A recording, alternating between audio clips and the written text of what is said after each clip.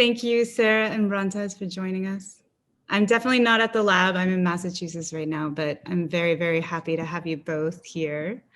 And you both have new books out with Farrar, Straus and Giroux. So very, very excited to get your book soon, Sarah. But yeah, just to give you a little background on the lab is a 37-year-old artist-run space, or used to be artist-run space, and it is in San Francisco, in the Mission District of San Francisco. And we have kind of restructured the programming over the past 7 years to give artists a lot of funding, time, space, resources, really trying to allow a lot of the effort of the institution kind of to recede to the background and allow the artists have enough time and space to reconfigure the idea of the platform for their work entirely. So these forums have been a way of kind of bridging conversations across activists, artists, and kind of critical thinkers across these fields, and allowing those conversations to really be proposals to the public, and allowing the public to answer back. And I was talking, of course, Brontez and I have had this ongoing conversation since you've been in residence with us, and how extraordinary it was to put on the Ed Mock documentary with you. That was just absolutely, producing the Dances of Ed Mock was one of the greatest privileges of my life, I think.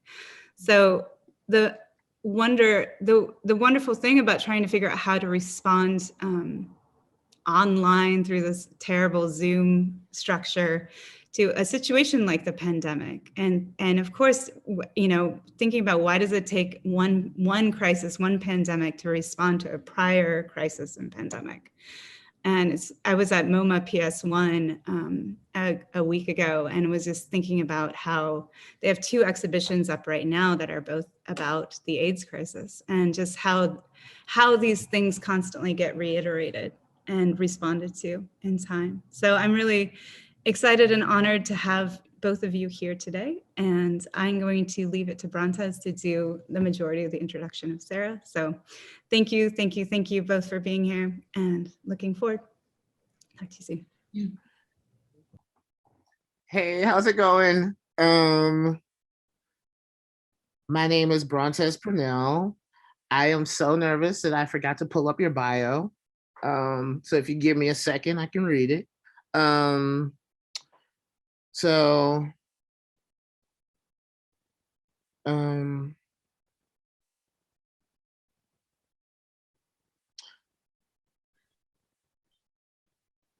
came to my boyfriend's house to have faster internet, and of course now it's going slower. But I'll start by saying, like, how you doing today? How are you? Where are you? What's going on? Chicago at my girlfriend's house. We were just in New Orleans for her sister's 50th birthday, and we drove back. Oh my God. Yeah, it was really, really fun. I had a great time. Cool. Are you like in Chicago for a long period of time, or? I go back and forth, but I spent a lot of COVID here. Because housing, there's a lot more room here than there is in my apartment in New York. Yeah. No, for sure. So here it is. I'm going to read it real quick, just to be a little perfunctory. Sarah Schulman and Brontez Purnell engage in a conversation about queer histories, emotional landscapes, and Schulman's new book, Let the Record Show, A Political History of ACT UP New York, 1987 to 1993. Schulman, a former San Francisco resident, will also deconstruct, you were never an SF resident. Yo, why does everyone say that though? Like, I hang out in some prominent lesbian circles, and they're always like, well, she used to live here. Like, well, actually, yeah, I'm gonna finish reading this later. Like, tell me what's the tea on that? So years ago, I taught at the Art Institute. It was a triptych with Kathy Acker, Mary Gateskill, and me. And the students had each of us. Yeah. So I was in San Francisco for a few months, and I was staying with my friend Bo Houston, who was a writer who died of AIDS. This is a really long time ago, but I was never a San Francisco resident. What year was this? I can't even remember. It was like late 80s, maybe. Oh my gosh. You must have broke a couple of hearts and people like want to mythologize you here. I'm sure everybody wants to claim you though. That's nice. No, yeah. Well, I guess I don't know. I want to start there though. Even like that short time you were here, like what do you remember from then? Like San Francisco in the late 80s? Like, well, I can remember, the neighborhood was still called Western Addition. oh yeah. You mean NOPA? Um, you were staying there and teaching at the Art Institute. Yeah, no, I was staying in Bernal Heights, but I had friends all over, and Soma, I had these guys I knew who I barely knew them, but they ran Drummer magazine, and they whoa. yeah. A lot of people have died from that time, but yeah, no, it was fun city, San Francisco, especially for gay women. It was the first place I ever went where women net. In New York, that people would be in the closet at work and then they would come home and change their clothes. But in San Francisco, they never did that. So people were out all the time. And it was the first time I'd ever seen that. Oh, cool. Huh. Well, I guess before I get into it, can I ask you like a really stupid question? Okay, cool. What's your sign and how do you think it affects your work? I'm a Leo. A Leo? Yes. So I am viciously loyal. Let's put it that way. I love that. I totally love that. So this book is like in scale, it's like crazy. Like it's pretty dizzying or whatever. I guess the first question really is why 93 and like not 95? Like when, kind of like the protease inhibitors, like kind of. Well, they came in like in 96, but by that time, ACT UP had really dissipated quite a bit. So I wanted to end at the height of the chaos and not have the happy ending of the protease inhibitors when ACT UP was already dissipated, because I wanted to capture the experience. So at the end of the book, there's a group, there's an affinity group called the Marys, and 3 of their members died within 10 weeks of each other.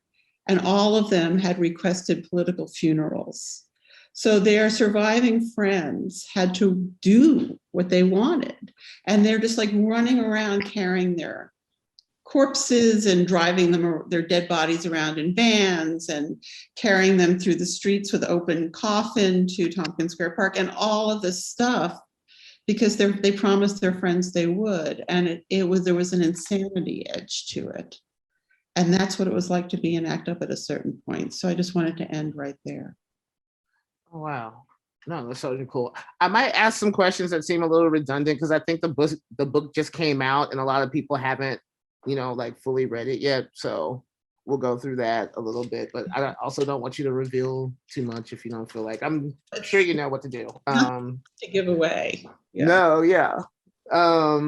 Well, I kind of guess like the scale of it too. Like, what was like your mental preparation for doing something like this? Like, because I mean, even when we say like, oh, this is not a definitive history or whatever, like it automatically becomes that when not a whole lot of people write about it, and especially haven't done like kind of like the length of work and like research and just like oral history on top of oral history on top of oral history. When you were first starting and knew that it had to become a book, like what was your kind of what was like your set of like kind of organizing rules or organizing principles for it? Or like, what were you setting out to do? History, because so when I was a girl reporter on the go for like the feminist press and the gay press starting around 1979. And, AIDS was first noticed by science in the US in around 81. Of course, now we know it had existed maybe for the whole century before that, certainly since the 40s in the United States. But the New York Times announced it July 3rd, 1981, without calling it anything. It was 41 cases of rare cancer in homosexuals in San Francisco. That was the headline.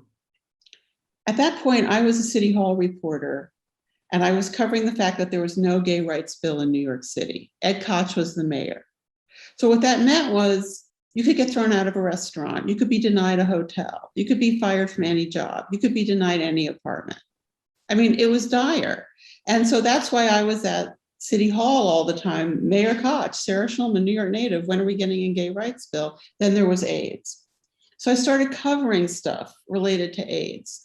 And I covered mostly social justice through a social justice lens. So I covered like pediatric AIDS, women being excluded from experimental drug trials, homeless people with AIDS. But I also covered things like the closing of the bathhouses.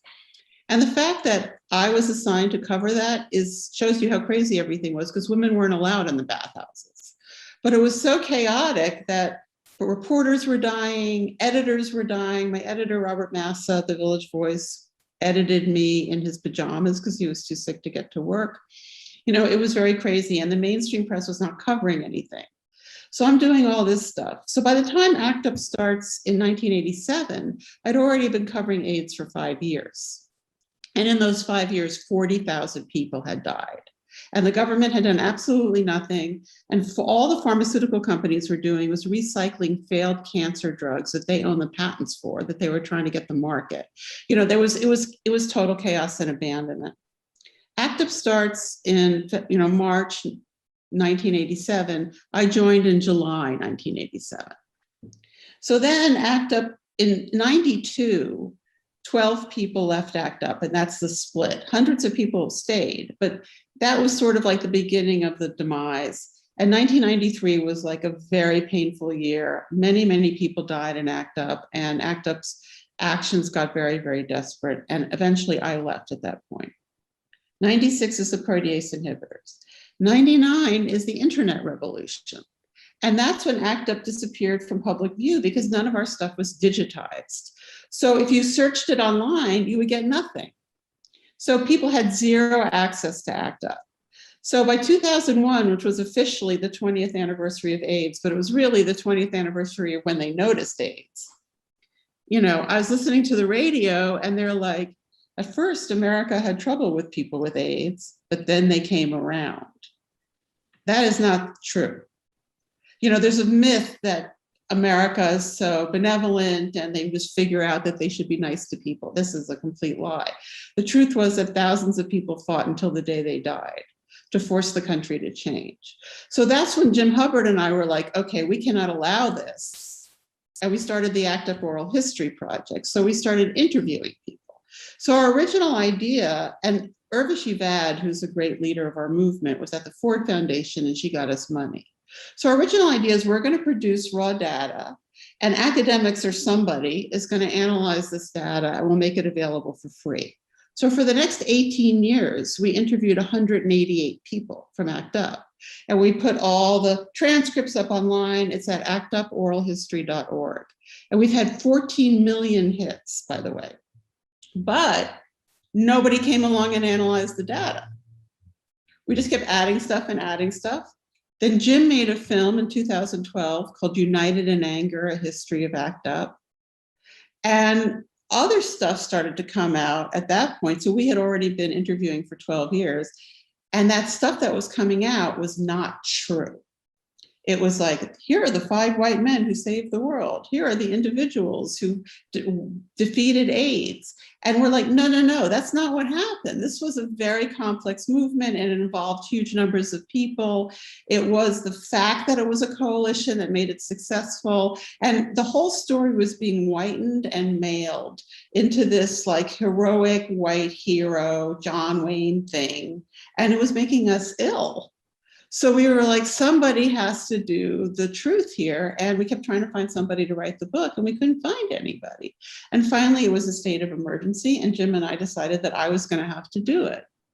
So I spent 3 years revisiting all of the interviews we had conducted and cohering the tropes from them and producing this book. Now, when I first pitched the book, I said it was going to be short. And then like at some point, Jackson Howard, our mutual beloved editor, was not the acquiring editor. He inherited the book.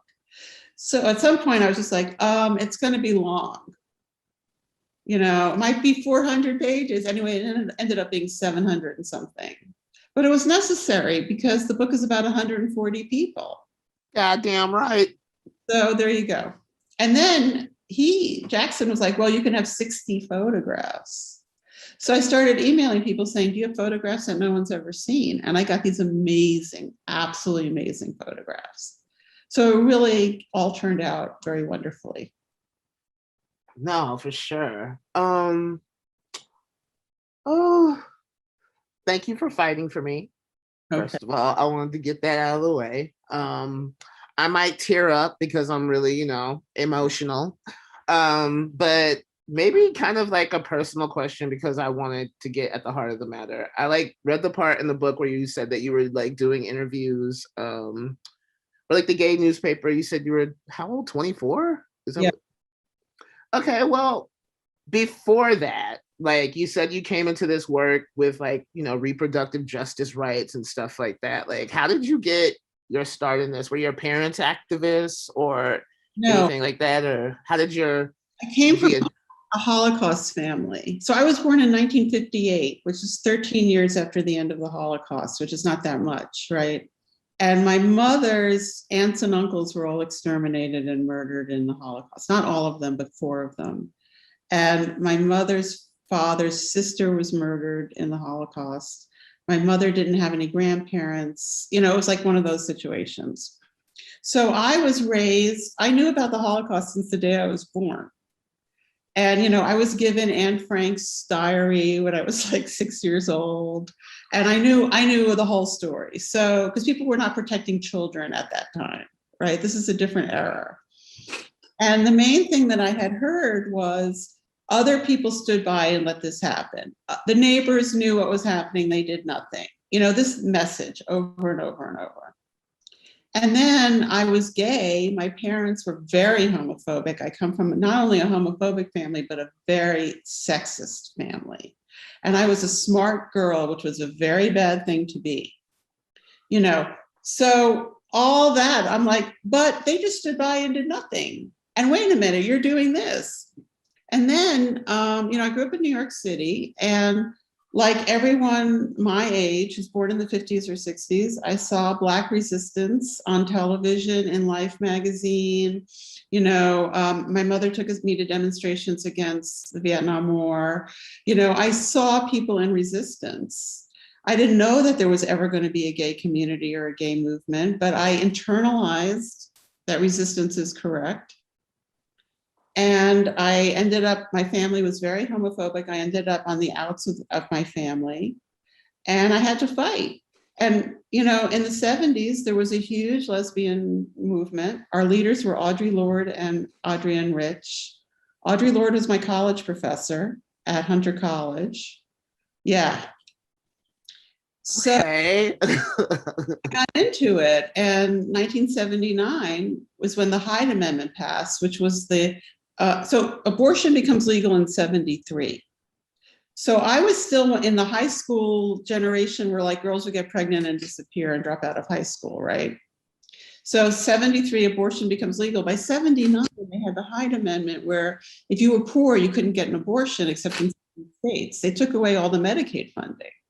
So I immediately joined the movement. So I was 21 against the Hyde Amendment, which was the reproductive rights movement, which was the radical abortion rights movement.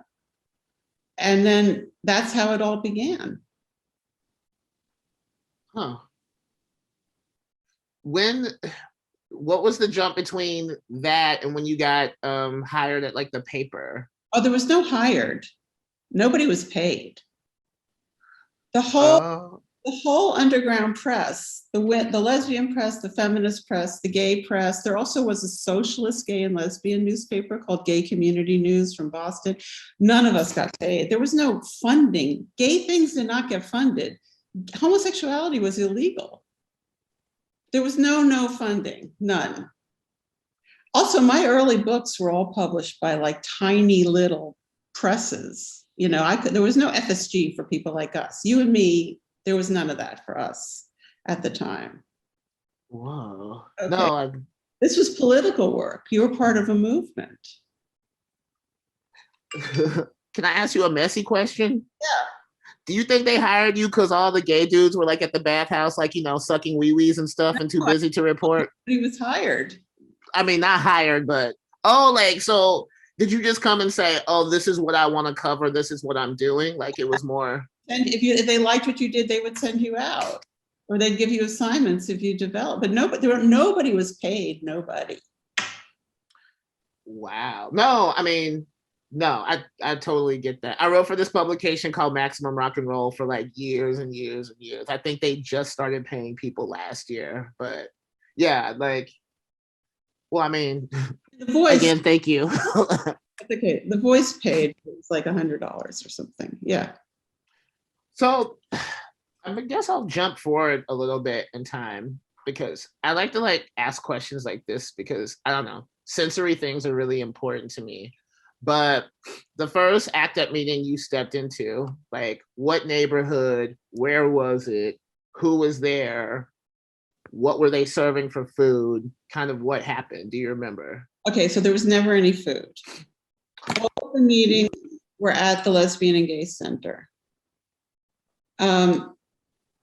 And I first went to an action before I went to a meeting. The action was at Sloan Kettering Hospital. And they had a contract for an experimental drug trial, but they weren't accruing enough people. And so ACT UP did a brilliant action, which was a 72-hour silent ticket. Now, if you ask someone to do an action for 72 hours, they'd say, oh, I can't, I'm too busy. But then people could, because they were so committed, right? So for 72 hours, ACT UP did a silent ticket in front of the hospital so that they didn't interrupt or, the patients who were in the hospital. So I went to that action. And then I went to the Monday night meeting, which was at that point, it was like 300 people, but ultimately that Monday night meeting was between 300 and 700 people. Whoa, that's so crazy. I moved to the Bay probably, I think I moved to the Bay like at the end of 2002. At the end of 2002. And I went to like my first ACT UP meeting in 2002. This like lady saw me walking down the street and thought that I was a lesbian. And she like tried to pick me up and she's like, oh, I'm going to the ACT UP meeting here. And it was a Monday night meeting, but there was a bunch of food. I remember there being a bunch of food. But by this time also, I remember going back and telling like a lesbian roommate, oh, I went to an ACT UP meeting, and her treating it like it was something very passé to do. I think I was about 19 at the time. So I think I never really got a scale. It wasn't until I met a mentor of mine, a DC ACT UP person, that I got the scale of kind of what these meetings meant like in the 80s. Were there any other demos that like stood out to you or kind of? I was involved in, all the major actions. I went to the Food and Drug Administration, which we shut down. I was there when we surrounded the National Institute of Health with smoke bombs and all kinds of 1,000 people. I got arrested at Trumpsgiving, which was an occupation of Trump Tower, because everyone who lives in New York always knew that Donald Trump was evil. So we did that. We occupied Grand Central Station on the day of desperation when the first Gulf War started, and I got arrested at that. I was at all the Stop the Church. I was inside the church when we shut down Mass at St. Patrick's Cathedral in 1989. Whoa. How did you like deal with or kind of move through like the immense, like probably moral, but also emotional fatigue? I'm not an emotional fatigue type of person. Okay. I had not. But also, I've just been this way my whole. I never stepped away from people with HIV. So it starts when I'm 24, but here I am. I'm 62. I'm still doing it, right? So it's not like it ended and then I had a period of reflection or whatever. And I'm also. This is not my only political involvement. I'm a very big friend of Palestine, and I'm on the advisory board of Jewish Voice for Peace. And so I'm. It was interesting because the Dina who introduced us was talking about how long it takes for the system or the apparatus to catch up with a fight for justice, right? And it's like yeah, now this ACT UP can be commodified at this point. But what we really need to get on the table are the fight in Palestine, for example, the fights for justice that are the more, quote, controversial, or that people are afraid to be associated with, that are happening right this second, where you have to have, you know, some sense of decency to make a stand. So yes, there is a time war for certain things. And if only the system could embrace them as they're happening, instead of having to wait decades and decades. Wow, no, for sure. So I know that the different kind of ACT UPs had just kind of different charges and way different things. I'm sure, I mean, New York is like where you're centered. So of course you're gonna write the ACT UP history. The SF ACT UP is kind of based in controversy. It later lends itself to conspiracy theories. The DC one was more administrative or whatever. Like, I think they like helped, and my friend Malcolm was saying they helped and like helped y'all front actions. In the Boston ACT UP, we see that the one doctor that comes out of there was the one who kind of invented standards of care for people with HIV. Just saying like a person with this many T cells needs this was the first to create that regimen. What I'm saying, asking is the next book where it's like a comprehensive, trying to include a comprehensive history of like the whole structure. Do you think something like that would ever be possible? No. No, I mean, there is a book about ACT UP LA. There is a book about ACT UP Chicago. It's for the local people to document their own movements. There were 148 ACT UP chapters. New York was the mothership. It was the original chapter, but it never functioned like a nationally coherent organization. Each chapter did their own thing their own way, because each city had their own situation. New York had a very particular problem, which was our mayor was in the closet and he was not our friend. So we had this to deal with the mayor, whereas in San Francisco, there was much more cooperation. Like, I had a friend who died in San Francisco, and I remember that if he went to the emergency room, there was a special triage system that he could get seen quickly. He could ride the buses for free. You know, there was a whole different thing. In New York, people were dying on gurneys in hallways of hospitals. Like, so each place had their own reality. In San Francisco, there was a split. It was San Francisco, ACT UP San Francisco, and ACT UP Golden Gate. It split early, and then later, after it separated, ACT UP San Francisco became an HIV denialist group. They did not believe in HIV. And I believe that those people are dead, is my impression.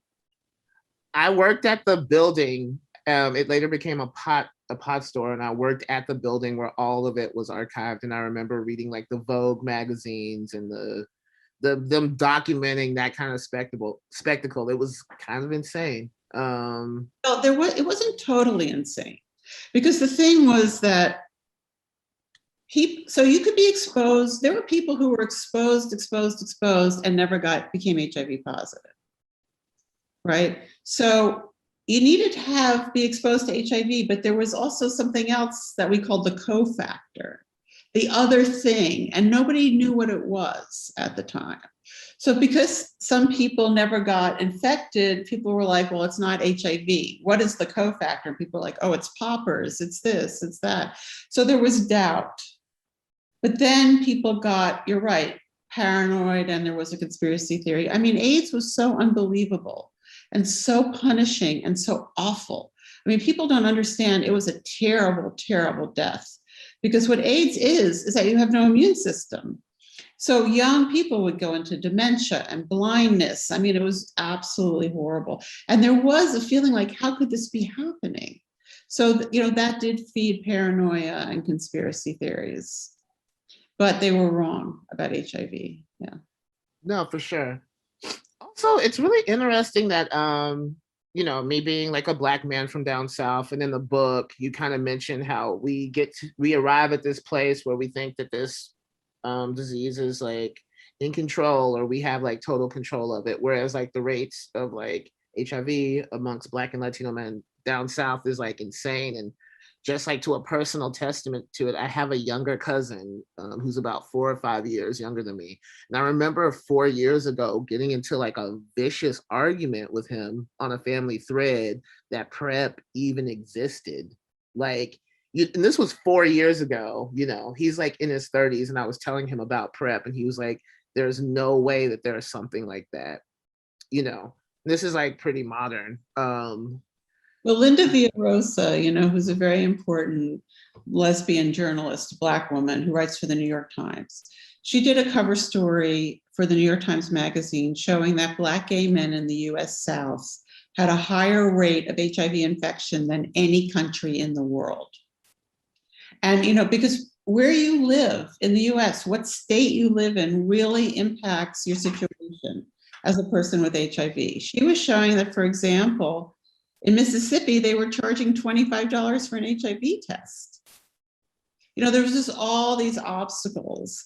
So it, you know, yeah. And also, we all know we don't have a coherent healthcare system in this country. So even today, there's still people who die of AIDS, which is ridiculous. And a lot of them are not diagnosed till they get into the emergency room because they have no healthcare. No. Do you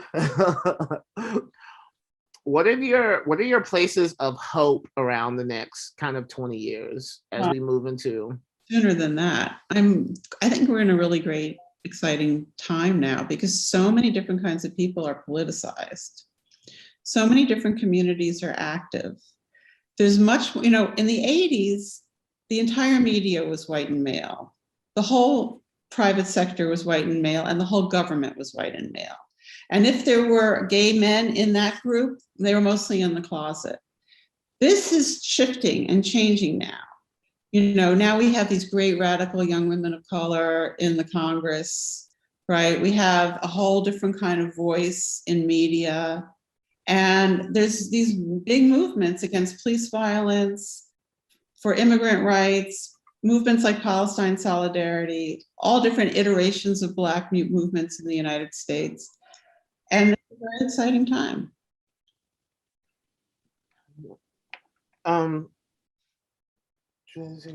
like getting together all my notes. I'm sorry, I'm just excited. So you were talking about kind of like the women in the movement and how their stories are kind of sidelined and erased. And to be honest, it probably wasn't a couple of years ago until like there was some story that came out about like a group of like lesbian nurses that took care of like gay men in the hospitals and stuff like that. And also, this is kind of more anecdotal, but the stories of like Elizabeth Taylor, like just going to random hospitals and saying hi to people who were dying and people thinking that they were in heaven because they were talking to her. What do you, are there any stories from that you particularly remember chronicling, or like you said, a lot of these women are dead now, or? Say again? Those stories irk me because I'll tell you why, because the stories are, oh, the women who took care of people when they were dying. But actually, women were theoreticians of the movement and leaders and activists, and women also had HIV. And one of ACT UP's greatest accomplishments was the 4-year campaign to change the government's definition of AIDS so that women with HIV could get benefits and get into experimental drug trials, which they were excluded from. No women could get into those trials. Now that was a 4-year campaign. So today, every woman with HIV who takes an HIV med in the world is taking something that was tested on women because ACT UP won that change, you know. But people do want it to be that women are the caretakers. But in ACT UP, men were caretakers. It wasn't gendered. The Elizabeth Taylor story, that's very interesting also, because she was an early supporter of people with AIDS, and she did very important work. But a lot of people, gay people, were abandoned by their families. You know, familial homophobia was like a social force in the world. And the aloneness, and to have some famous person say, you are a human, like you have a life, that was so rare, you know, and it's part of why there's this diva adoration, right? That comes from that period because people were abandoned. No, for sure. You speak a lot in the book about just, you know, kind of when AIDS became public, it became this narrative of the straight person moving through their homophobia and helping just, you know, the gays who don't have community or whatever, when in actuality, it was because of the community of gays that we got kind of so far. Right. Can you, would you mind, do you want to speak to that a little bit or? Well, there were these things like the movie Philadelphia, if you remember that movie, it's made by Jonathan Demme, and it won an Oscar, right? So the story was that there was a gay man with AIDS and he needed a lawyer. So he goes to a homophobic lawyer played by Denzel. Of course. Who heroically overcomes his prejudices to help the poor alone gay man. But in real life, he would go to a gay lawyer. But in the world of this movie, there were no gay lawyers because the conceit was that it's the hero, heterosexual hero. Same thing in Dallas Buyers Club. Those buyers clubs were run by gay men. They were not run by straight people. So, you know, over and over, or even Angels in America, where the guy abandons his boyfriend, which almost never happened, and there's no political movement. And then in the end, there's hope because they have AZT, which didn't work. You know, so the real stories, which were queer and heroes and people with AIDS as heroes, couldn't be told because it had to be that we were abandoning our partners, which we weren't, that we were cowards and treacherous, which we were not, and that straight people were the good ones and the heroes, which actually they abandoned people with AIDS. So it was the reversal of the truth. And all those works would get like Oscars, Tonys, Pulitzer Prizes, blah, blah, blah, but they were not accurate. For sure. How do you kind of deal with this dual stance of, I don't know, because of this book, I do think people will totally be like, will hold you as like a custodian of a large brain trust of like, you know, the ACT UP history, but there's also something about you where I feel like you reject kind of titles like that, or like I have to be very careful. Like you know, it's all just started about a week ago, this thing, and we're already in second printing. But I'm starting the process now. People are sending me stuff saying, would you do this speaking thing? Would you do this speaking thing? And I'm sending it to other people in ACT UP. Like I have to be careful and let that out there and bring in other people and spread it around, because I was not a leader in ACT UP. I was just a rank and file person. I historicized it with Jim Hubbard, but I can't come in to represent that movement. That doesn't make any sense. Why do you think it doesn't make any sense? Because people are still alive and still doing work. I mean, people like Peter Staley and David Barr and Greg Gonzalez, who are active treatment activists, they're all involved in trying to get vaccine out for free and not allow companies to patent the COVID vaccine. So they're still completely doing the work right now, and I'm not involved in that. Huh. No, for sure. How do you feel like the future of AIDS activism will go? It all depends on what happens with healthcare. As a separate movement, it's not viable, but as part of our need, our desperate, desperate need for a reasonable healthcare system in this country, it's part of it. No, I totally agree. I think it's around 12:43, but I know that we're fielding questions from the audience. I don't know if I want to radio in Dina and ask if any of those are. Okay. Yes, absolutely. Please use the Q&A button at the bottom of your Zoom screen to ask questions. And we can kind of just chat a little bit while we wait for those to come in. It's an amazing audience. I'm seeing all these Frank, Virgie Tovar. I'm seeing like a lot of friends. Camille Roy, the writer, is on there. It's an exciting list here. It's remarkable. I loved what you said, Sarah, about this being a moment of hope, because we've learned so much about organizing and activism since ACT UP, and just the way in which ACT UP kind of framed those tools and those ways we communicate and learn from each other. I see that all through different kinds of organizing that I've been involved with, how those tools get shared and become the thing that is, the mutual aid and the small policy changes, that are happening as a result, and the intersectionality, the cross-germination between different movements. Yeah. Have you two met in person before? Never. No. How were I you? almost was like a little like freaked out too, because I was just like, like I'm essentially like a gay pulp writer. Am I prepared to talk to the Sarah Schulman? Yeah, but if you read my novels, so am I, a gay pulp writer. I've written pulp. Yeah, cool. Yeah. Maybe that's a necessary part of the process. We have to move in. So no question, but this is amazing. Okay, so from an anonymous attendee, what was said about the line from ACT UP to current vaccine what was said about the line from ACT UP to current vaccine advocacy was so great. Could you speak to other ideas or structures from ACT UP that have continued in different ways today? Thank you so much for that. So the reason behind this book is not nostalgia. The point of the book is to make activist information available for people who are organizing today, to see which strategies worked and which ones didn't work, because ACT UP was successful partially, and in many ways our most recent successful social movement. And so it would be great to learn from them. And some of the takeaways, I think the biggest lesson is that ACT UP was not a consensus-based movement. So people did not have to agree.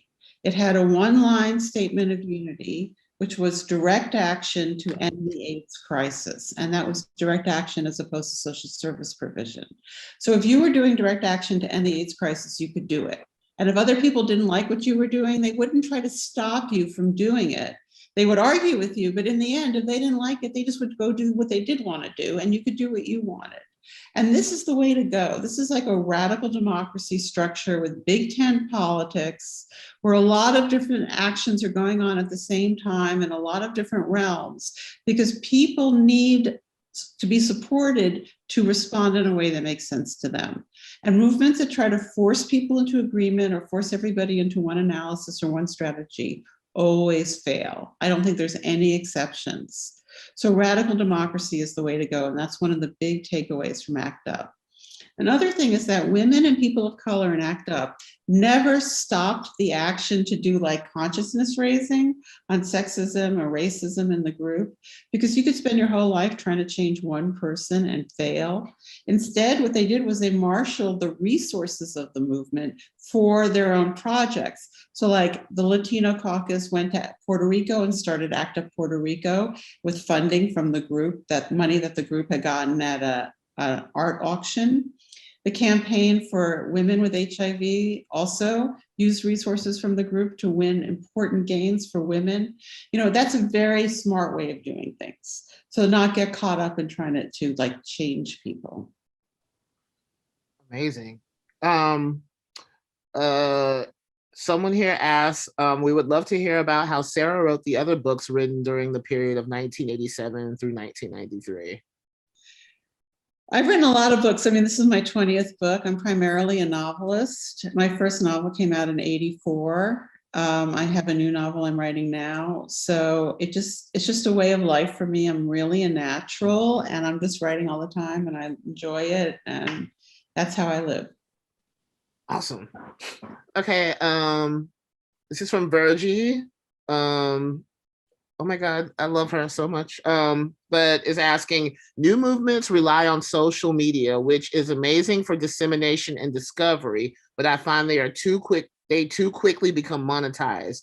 These marginalized communities need these resources, but depoliticizes movements, I think. I'm curious about your thoughts on the future of political movements with this in mind. Well, in person is the best. And when you look at something like ACT UP or any movement, people spend a lot of time together. They live together. They were arrested. They spent jail time together. They were in care groups for people who were sick and dying. And in that face time and that lifetime together, they talked about their lives and they talked about what they needed and they talked about ways of getting it. And they invented new ways of doing activism. And if they hadn't been together, they wouldn't have been able to do it. So together in real life is the most opportune way to go. Really quickly, a nice, concise question. What was something that surprised you while writing this book? Well, there was a Haitian Underground Railroad that was connected to ACT UP that I didn't know anything about. So when Aristide was the elected president of Haiti and he was overthrown in a military coup, a lot of Haitians left Haiti and came to the US, in all kinds of ways. And the United States did not want Black immigrants. And so they tested a lot of people they had a high rate of HIV positivity. So instead of allowing them to immigrate, where did they put them? Guantanamo. That is what Guantanamo was before it was used to hold Muslim political prisoners. So all these HIV positive Haitians were stuck in Guantanamo. The Center for Constitutional Rights was suing for their release. But the release, when it was won, was based on there had to be housing for them. So the ACT UP Housing Committee was running around trying to find housing so that people could get out of Guantanamo. And I have the whole story in the book, and they would find something somewhere or even lie about it. And then the Haitian person would be put on the plane, in a little cotton dress and sandals and arrive in New York in the winter. And the ACT UP Housing Committee would be there and giving people housing, HIV positive Haitians. I didn't know anything about that. Jesus fucking Christ. Sarah, this is from Carrie Johnson. Sarah, you are a real myth buster and that is greatly appreciated. Can you talk more about why so many of us, even those of us who lived through the period, want to mythologize women as caregivers? Is it just plain old misogyny and stereotyping? Yes, it is. Bam, there we go. We got that out the way real quick. New novel also. Oh, whoa. Okay. Wait, I think this is the same Carrie I know. In Africa? Is it Carrie Allen Johnson, right? Yeah, okay, yeah. Oh, yeah, love them. Okay. From Natasha. Hi, I tuned in a bit late, but I was in New York City last week and it felt like the late 80s to me. Lots of conversations about trauma, the HIV virus and the COVID virus, issues about vaccination and access, a kind of haunting. I worked with ACT UP in the late 80s and lived in the East Village. Conversations recently were really vital. Also, some of my gay friends who lived through AIDS are refusing to get the COVID vaccine. How do you explain this resistance to government? I don't know. I don't have an answer for that. But I will say New York is a very interesting place right now because it's completely alive, but the international tourists are not there. So it's like New Yorkers in the streets and it's very chaotic. A lot of storefronts have been shut down. There's a crisis in commercial rents. There's a housing crisis. There's a lot of homeless people while there is a lot of empty space. We need a mayor who can seize the moment and move us forward. And I'm worried that we may not be able to get one. I think we have a few more. So this is to both of us. Brontez and Sarah, how has the advent of PrEP changed both gay culture and American healthcare? I don't have an answer for that. What do you say? I remember I feel like I'm in that age group just before PrEP became really popular or accessible. So sometimes I feel like if maybe I was 5 years younger, I'd still be HIV negative, but I think the best thing it did was, I don't know, I was kind of part of a rough crew in my 20s, bareback death cult, as you might say. Some people might refer to us as bug chasers. I don't remember it being that, but looking back, that's how people would frame that. I think PrEP kind of erased the politicality of being a boy who said, yeah, I don't really like condoms. One of my mentors explained to me that he felt sorry for my generation because AIDS just kind of happened upon them. But when I told him, oh yeah, like I was 5 when I knew about AIDS, and he was just kind of like, oh, you knew what AIDS was before you knew what sex was. I can't imagine what that means or what that meant to you. And so with PrEP, even though I don't know, I go back home and I really worry about like my nephews and my cousins and all the younger men there. But I feel like this kind of access is maybe a first step somewhere. A comment on that. You know, if you're HIV positive and you're on the meds, you're virally suppressed, so you're biologically incapable of infecting anybody, right? So actually the safest person you can have sex with is someone who's positive and virally suppressed. If everybody who was positive had the treatment, the standard of care that they as a human being deserve, would you need PrEP?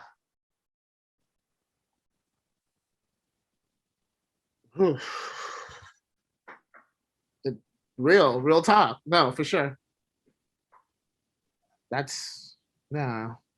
Again, always a lot to think about. I always have to breathe deeply a little bit as these things hit me. Oh, this is from my friend Tate. Me and Tate worked together at the old ACT UP. I work at a university and I'm intrigued seeing how many people who are 18 to 21 years old are focused on ACT UP as a research topic. Do you have any top thoughts on why Gen Z, they say this in quotation marks, is so fascinated by ACT UP as an organization? I'm a geriatric millennial, but I suspect it might tie into Virgie's point about social media.